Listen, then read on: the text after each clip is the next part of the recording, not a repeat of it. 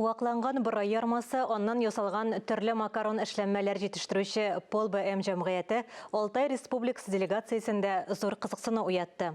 Шушы көннәрдә алар буага эш визиты белән килде.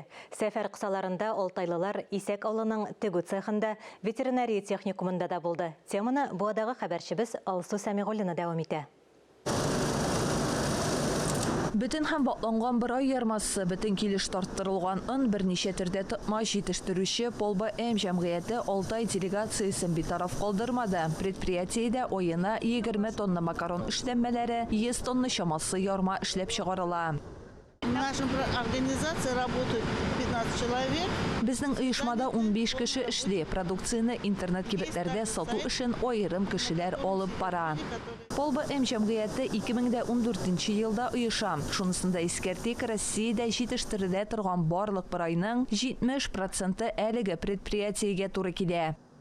Реализуем все, где у нас есть запросы. Сырау зур. Продукция Алтай Республикасы, Башкортстан, Удмуртия, Илнең көньяк шәһәрләренә китә. Алтай Республикасы делегациясе әгъзалары җәмгыять эшчәнлегенә югары бәя бирде.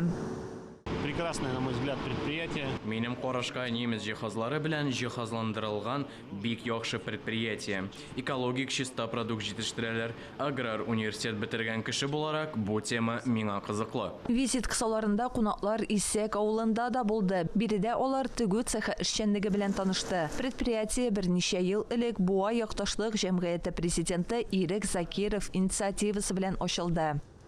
И вот сегодня, посещая небольшие предприятия, мы видим, что Кеше предприятиеләр эшчәнлеге белән танышканда инвесторларны җәлеп итү, уңайлы эш шартлары булдыру нәтиҗәсендә авылларның киләчәге өметле дигән фикергә килдем. Авыл бар нәрсәнең тоткасы булып тора. Буа ветеринария техникумында делегация ресурс үзәге белән танышты. Биредә Буа һәм Алтай Республикасының районнары арасында муниципаль ара хезмәттәшлек турында килешү имзаланды. Алсу Сәмигуллина, Илнур Кадыров, Татарстан яңалыклары.